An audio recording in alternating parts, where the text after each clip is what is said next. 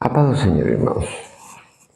Indubitavelmente, o diabo vai tentar convencer a muitas pessoas de que a palavra de Deus, de que a Bíblia não é a palavra de Deus, infalível e eterna.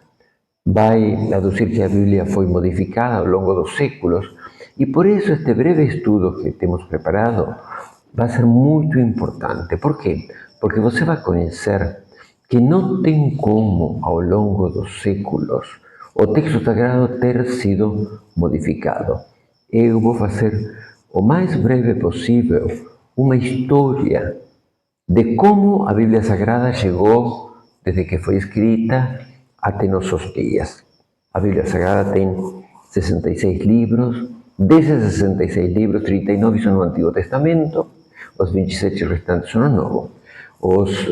Os livros do Antigo Testamento foram escritos em hebraico antigo, em sua maior parte, e tem pequenos textos em aramaico. Entanto que o Novo Testamento, apesar de que alguns de seus autores foram judeus, foi totalmente escrito em grego. Então, tudo o que tem chegado até nós tem sido traduções. Uma coisa que resulta importante, é que a vezes se diz, tal igreja ou tal grupo modificou a Bíblia pelos seus interesses. Eu vou te dizer que não. Porque a Bíblia que utilizamos, todos os principais grupos cristianos, eu vou dizer, ortodoxo grego, ortodoxo russo, evangélicos, católicos, etíopes e outros pequenos grupos que existem ao longo do mundo que têm conservado o respeito à palavra de Deus e o cristianismo, todos concordam no essencial em todos os livros. Se fala das diferenças que existem entre a Bíblia católica e a Bíblia evangélica.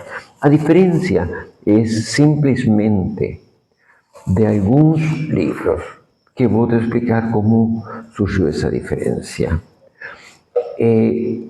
O povo hebraico sempre foi extremamente ciumento da Bíblia e nunca quis traduzir a Bíblia a outras nações e sempre manteve a diferença entre os judeus ou hebreus e os gentios, os goim que chamavam. Eram muito diferentes e os gentios, na opinião deles, não mereciam ter a palavra de Deus, que a palavra de Deus era uma propriedade deles e era para eles. Eles não entenderam que a palavra de Deus era para que eles a levassem para o mundo. Mas por volta do ano 330 a.C., Alexandre de Macedônia, na Grécia, se tornou um grande conquistador, conquistou muitíssimo território, e o grego, o seu idioma, se tornou o que hoje seria o inglês ou o mandarim, o idioma mais falado no mundo conhecido, o idioma mais falado. Então, muitos dos judeus que moravam fora de Israel falavam grego.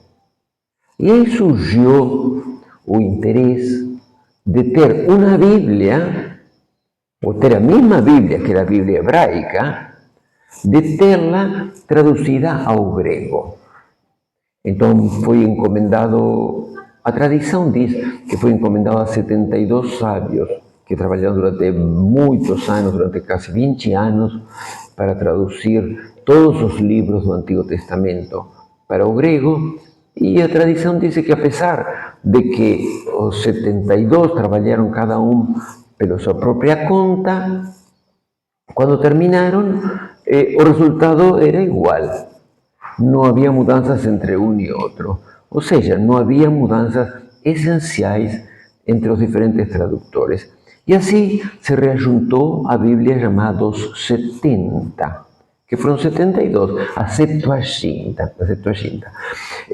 Os tradutores eram gregos, como já falei. Então, eles incluíram, considerando que era importante, alguns livros escritos na época helenística, que é essa época de domínio grego, que foram incluídos nos textos anteriores, nos textos anteriores da Bíblia judaica. Esos son los que son llamados de libros deuterocanónicos, que permanecen nas Biblias da Igreja Católica, da Igreja Ortodoxa Grega e da Igreja Ortodoxa Russa. Mas os judeus, no Concílio de Jamna, principalmente dirigido pelos fariseus, entre finais do século I depois de Cristo e inicio do segundo século después de Cristo, llegaron a la conclusión de que esos libros no eran libros canónicos, o sea, que no tenían una inspiración divina y no habían sido directamente dictados por Dios para hombres santos, como eran los otros 39 libros que componían el Antiguo Testamento. Entre esos libros encontramos Judith, Tobías, los libros dos Macabeos, primero y segundo libro de Macabeos, el Siracides, que es Eclesiastes, Sabiduría de Salomón, y algunos pequeños agregados, el libro de Baruch, que incluye en el último capítulo una carta de Jeremías, y algunos capítulos que fueron agregados al libro de Daniel y al libro de Esther. Entonces así fue compuesta a Septuaginta.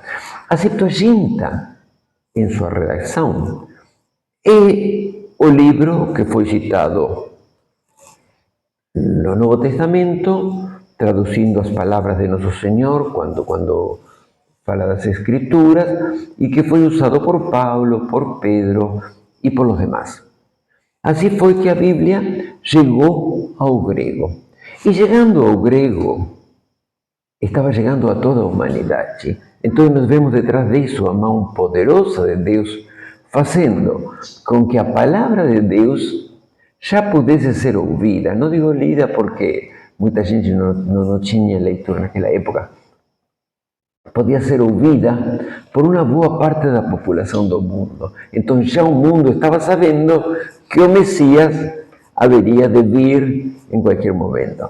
Esses livros son considerados pela Igreja Evangélica como no canónicos, porque incluyen algunas ideas que no son consideradas bíblicas. Voy a citar un caso, por ejemplo, no primeiro libro dos Macabeos, que narra la forma en que los judeos se independizaron dos Ptolomeos que dominaban, de Antíoco Epifanio, que era un dominador cruel, un griego muy cruel, que había profanado o templo, había sacrificado animales inmundos acima do altar do sacrificio, y los Macabeos fueron una familia que se levantó y luchó. Y Judas Macabeo pasó a ser un héroe. Por eso esos dos libros se llaman primero y segundo libro de dos Macabeos. Son dos libros que, aunque no sean canónicos, aunque no tengan esa inspiración y ese dictado de Dios, continúan siendo interesantes porque contienen fatos históricos do povo de Israel antes de la vinda de Jesús. Entonces, por ejemplo, en los primeros libros de los Macabeos, encontramos en un determinado momento que Macabeo con sus tropas van y encuentran un escuadrón de judeos muertos, todos asesinados. Cuando ellos fueron a levantar los cadáveres, a sepultarlos, encontraron con que todos los muertos tenían amuletos de una divinidad pagana de Canaán, que se llamaba Astarte. Entonces entendieron que habían sido muertos pelo pecado de idolatría. Mas Judas Macabeos decide rezar para que Dios perdoe a esas personas después de muertas o pecado de idolatría. La Iglesia Evangélica considera que o que no se faz aquí na terra depois no puede ser consertado. Entonces, por eso fue descartado ese libro y por razones similares fueron dejados de lado los otros libros que son considerados libros deuterocanónicos. Entonces, el primer texto que conservamos así puro es a Septuaginta, que después, por volta do ano 300, foi traducida por San Jerónimo para o latín, que pasó a ser o idioma de Roma, que suplantó o grego, sendo muito mais importante que o grego. E a Igreja Católica Romana continua utilizando, bom, agora não tanto, mas até o ano 66, as missas eram celebradas em latim, 1966, e ainda os sacerdotes dos diferentes lugares do mundo, creio, continuam comunicando-se em latim, independentemente do próprio idioma. Vemos o Papa falando latim. Bom, San Jerónimo traduziu a Bíblia, a traduziu para o latim. Em 3 anos e meio, ele começou a tradução e fez a tradução do livro de Salmos e do Novo Testamento. Mas foi perseguido, como sempre. Como sempre, o diabo trabalhando começou a perseguir a San Jerónimo, e San Jerónimo precisou fugir. Fugiu para a Terra Santa e em Belém permaneceu durante 34 anos e conseguiu fazer a tradução completa. A tradução completa da Septuaginta para o latim. E passou a ser utilizada no mundo inteiro, até que a partir do ano 1200 começaram a traduzir-se algumas Bíblias aos idiomas vernáculos. Infelizmente, a tradução da Septuaginta falhou em algumas coisas, faltava algumas coisas. Então, no ano 200 e pouco, ou cento e tanto, no ano 285 depois de Cristo, Orígenes, um sábio cristão, um dos pais da igreja, fez uma tradução muito especial, uma tradução que ocupou 50 volumes, que se chamou a Hexapla. Hexapla, como aqui no Brasil falamos de que o Brasil deve ser hexacampeão quando ganha o 6º campeonato, Hexapla quer dizer que tinha 6 folhas, ou seja, 6 colunas. Era uma página larga com 6 colunas. As 3 primeiras colunas estavam 3 traduções diferentes ao grego. Depois estavam as 2 seguintes, as duas traduções hebraicas, para que ele considerava mais fiel ao original, e que realmente eram mais peças originais, e a última, a 6ª columna, estaba traducido en griego ese texto que había estado en hebraico. Entonces, sí, ya tenemos varias fuentes, tenemos todos los manuscritos, os siríacos, os alexandrinos, os de Asia, manuscritos, textos, fragmentos de textos, que son los que sirvieron de origen para traducir a Septuaginta. Temos a Septuaginta que permanece até nossos dias através da Vulgata. A Hexapla, infelizmente, apesar de ser muito mencionada pelos historiadores cristãos, no ano 650 e tanto, foi destruída pelos sarracenos. Estava em Cesareia, na cidade de Cesareia, quando vieram as invasões sobre a Europa, acabaram destruindo isso. E depois disso, temos, además desses textos, assim, temos os que são chamados os códices, o códex, que são muitos, os códex são muitos. Se chamam códex pela forma que estavam feitos. Estavam feitos as páginas eram tabuazinhas, pequenas tábuas, pintadas com uma cera grossa, e que eram escritas com uma punta de metal. E aí se escreviam as páginas. Tenían unos furos na parte superior, então nas páginas podían ser viradas, porque até então não existia imprenta. Na China tinha imprenta, mas aqui no Ocidente nós não tínhamos imprenta nessa época. E tem muitos códices, alguns são mais conhecidos do que outros. Por exemplo, o Códice do Vaticano, que foi escrito por volta do ano 400, e que se permanece no Vaticano. Después anoté aquí algunos códices, por ejemplo, o códice sinalítico, que se encontra actualmente no Museo Británico, también do século IV, o sea, do ano 300, o códice de Bassa, que foi escrito por volta do ano 400 e pouco, que se encontra en Cambridge. Despois tem outro códice que foi chamado de Washington, escrito por volta do ano 300, porque foi levado á capital dos Estados Unidos.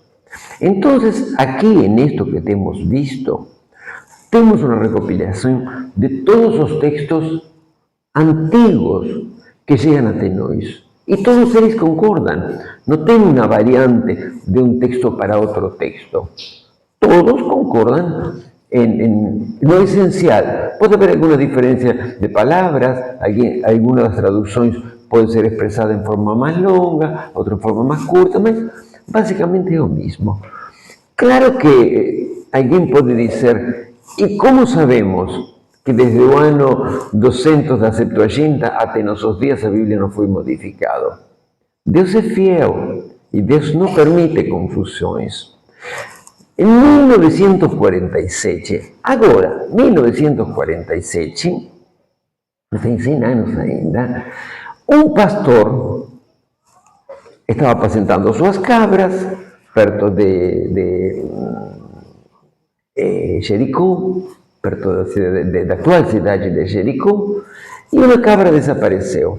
Então ele começou a procurar a cabra porque era seu patrimônio. Então chegou, encontrou uma caverna, porque tem muitas cavernas devido ao tipo de pedra que tem naquela região que vemos nos muros de Jerusalén, amarelos, ¿no es? Cuando vemos una fotografía de Jerusalén, vemos que los muros son amarelos, pero pedra caliza, esa pedra que tiene ahí, es una pedra que fácilmente faz caverna. Entonces, jugó una pedra dentro de la caverna. Cuando jugó la pedra, fez crash. Y como ya en aquella época, hacía más de 200 años que los exploradores estaban procurando antigüedades, este hombre dice, son antigüedades. Entonces desceu ao fundo da caverna e encontrou realmente um pote de cerâmica fechado, que dentro dele tinha uma sacola de couro pintada com alcatrán, com breu, para que não fosse deteriorada com o tempo, e abriu e encontrou uns escritos em um idioma que ele realmente não conhecia. Los llevó para un mercado o ofreció para otro, ninguém sabía o que quiera. Finalmente uno compró por unas moedas. No pasó mucho tiempo, alguien del Museo Hebraico de Jerusalén pasó, mira eso, y dice, esto es hebraico antiguo, ya fue en 1949.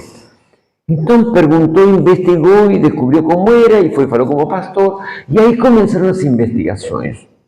Ahí se encontraron centenas de libros del Antiguo Testamento que databan entre o século III a.C., 200 y tanto, hasta o primeiro século, por volta do ano 50, más o menos, después de Cristo, o sea, unos años después de la resurrección de nuestro Señor. Entonces, ¿qué aconteció? ¿De dónde venían esos libros? Comenzaron a investigar y los arqueólogos tienen una habilidad enorme para investigar. Entonces descubrieron que en época de Cristo las seitas judaicas no eran solamente los saduceos, los fariseos y los herodianos. Sobre eso vamos a hablar otro día. Sino que existía una seita que consideraba que Jerusalén estaba totalmente corrompida y que no podían permanecer ahí. Y ese grupo de judeos salió de Jerusalén y fue a morar en los desiertos de Judea, los desiertos de diferentes regiones de ahí en volta de Jerusalén. Y ahí ellos se establecieron, crearon mosteros, que fueron descubiertos en fotografías, você encontra con facilidad en internet las fotografías de de ese grupo de judeos, que fueron llamados inicialmente essenios, y su nombre permanece hasta hoy, essenios. Essenios quer dizer os homens dos rolos, os homens dos rolos, esos eran os essenios. Entón, os essenios, morando no deserto, tienen una vida monástica. Acordaban de madrugada, oraban, se sentaban a trabalhar, a copiar a Biblia, almorzaban frugalmente, seguían traballando até que iba a anoitecer, facían suas preces, suas orações, iam a dormir, acordaban de madrugada e continuaban con esa vida.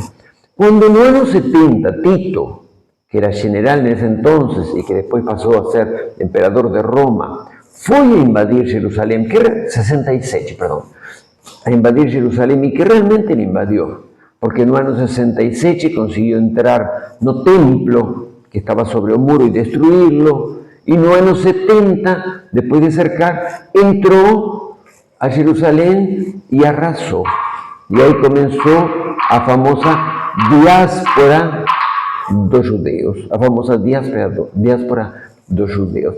Então, os essenios fizeram o quê? Sem saber o papel do que estavam fazendo, todos os manuscritos que tinham escritos, que eram muitos, os colocaram nessas bolsas de couro, pintaram com breu, cocinaram barro de alfareros para fazer esses potes, os lacraram e os enterraram em diferentes cavernas para quando os romanos fossem embora.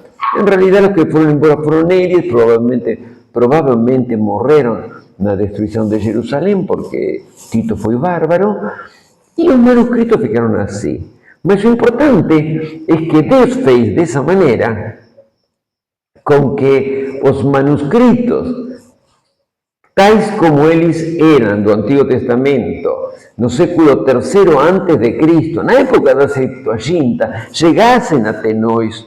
Esos son los famosos manuscritos de Qumran, o también llamados manuscritos do Mar Morto. Y esos manuscritos son aquellos que nos garantizan que a Biblia no fue modificada por Orígenes, no fue modificada en la Vulgata, no fue modificada en la Septuaginta, sino que realmente es como es. Ahora bien, o último detalle es que cómo fue que a Biblia llegó a nuestras lenguas vernáculas. O proceso de tradução começou por volta do século XIII depois de Cristo, 1200 e tanto. A família real portuguesa daquele entonces tinha uma afição muito grande pelo latim e foi traduzindo assim aos poucos, traduzindo um texto, traduzindo outro texto, e quase toda a Bíblia foi traduzida assim em pedacinhos para o português. Até que, no ano 1628, nasceu João Ferreira de Almeida, que foi aquele que traduziu a Bíblia para o português. E, posteriormente, devido à mudança do idioma, tem sido adequada. Algumas traduções são mais fiéis, outras traduções cometem alguns erros, mas é como todo, a palavra de Deus, de qualquer maneira, permanece invariable nas traduções fiéis, fora das traduções mal intencionadas, que também existem em alguns grupos sectários. Para o espanhol foi um pouco mais triste, porque o início da tradução começou por Casiodoro da Reina. Ele começou, se escondeu, era um frase, se escondeu e começou a traduzir, mas ele foi encontrado e foi queimado vivo. Então,